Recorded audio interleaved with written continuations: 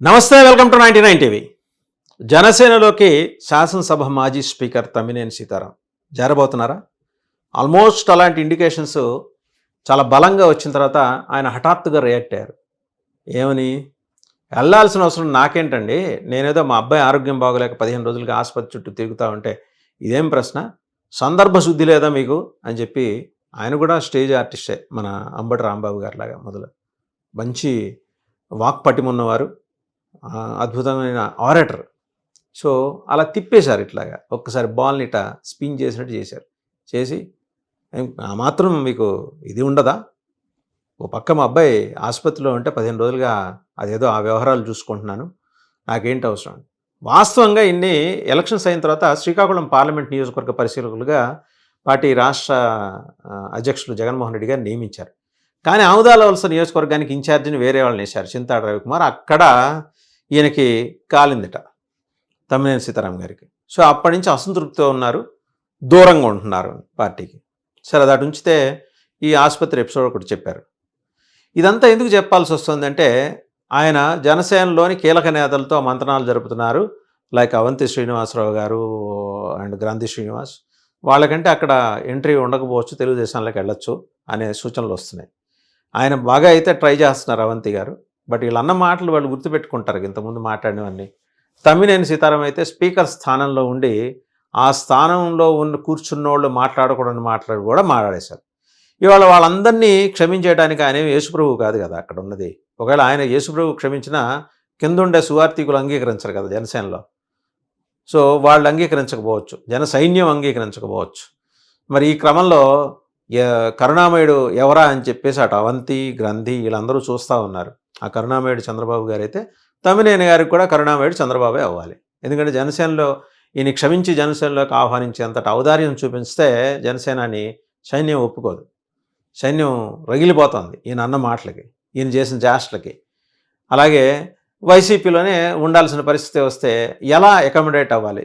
తన సొంత నియోజకవర్గానికి వేరే వాడిని తీసుకొచ్చి ఇన్ఛార్జిని వేసి మీరేం పర్లేదు, మీరే ప్రైమ్ మినిస్టర్, పక్కనున్న సర్పంచ్తో మీరేంటి పోల్చుకోవటం, మీరు ప్రైమ్ మినిస్టర్ అంటే ప్రైమ్ మినిస్టర్కి కాలదా? ఈయనకు కూడా కాలింది. ఎవరికి? తమ్మినేని సీతారాం గారికి.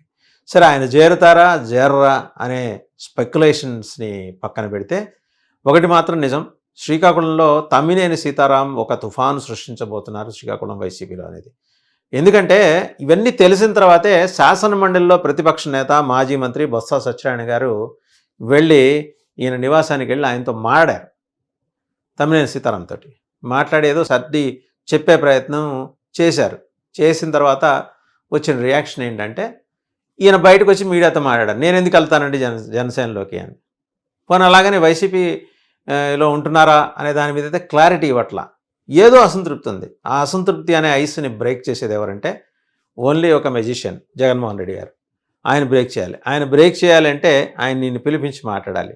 ఏంటి అన్నా సీతారాం అన్నా, తమ్మినేని అన్నా, ఏంటి మీరు ఎందుకు అసంతృప్తితో ఉన్నారు? చింతాడ రవికుమార్ కేవలం జస్ట్ ఇన్ఛార్జే కదా, మీరు అన్నీ మనసులో పెట్టుకుంటే ఎలా అని సర్ది చెప్పి దువ్వాలి.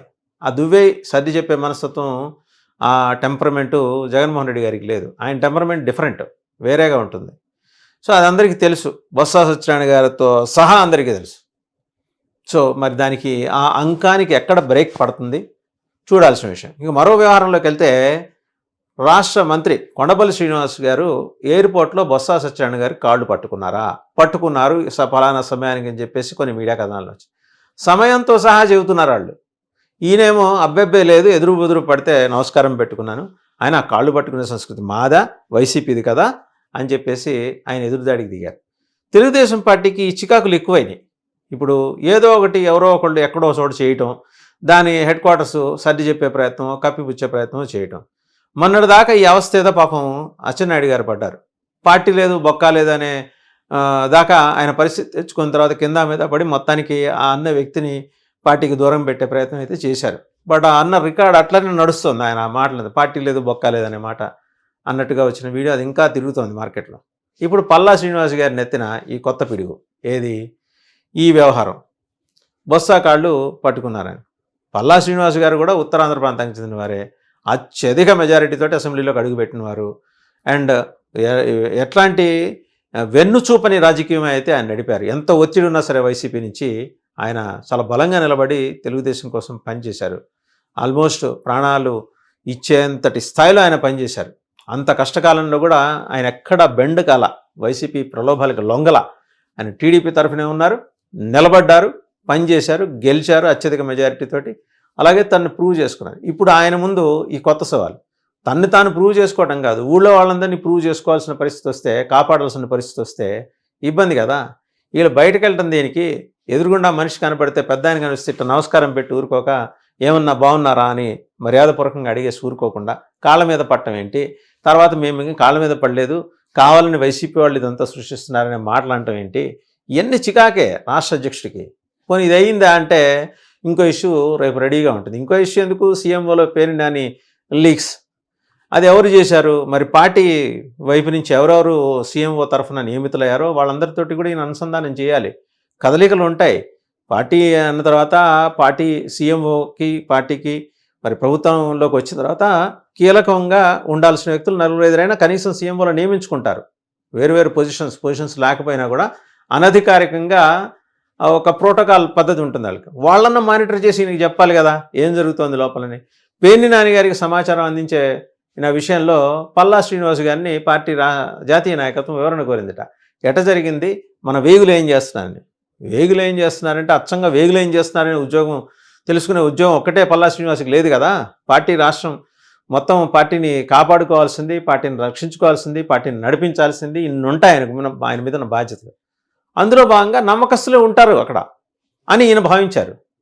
మరి వాళ్ళకి తెలియకుండా ఇన్ఫర్మేషన్ లీక్ అయిందా, బైపాస్ అయిందా, లేదు బైపాస్ రోడ్డు దాటేసి ఔటర్ రింగ్ రోడ్డు ద్వారా ఈయనకి పైన దానికి వచ్చిందా? ఎందుకంటే ఆయన చాలా ఘంటాబద్ధంగా చెబుతున్నారు. ఒకవేళ ఇది మైండ్ గేమ్ అయితే ఆయన చెప్తారు కదా ఇది మైండ్ గేమ్ అని. చూడంగానే అర్థమవుతుంది.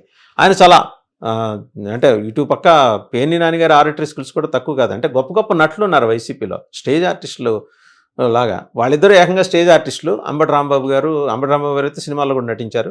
అలాగే తమ్మినేని సీతారాం గారు. పేర్ని నాని గారు బార్న్ ఆరేటర్. ఆయన చాలా అద్భుతంగా మలచగలరు, తనకు అనుకూలంగా మలుచుకోగలరు. చంద్రబాబు గారు అసలు అద్భుతమైన నాయకుడు.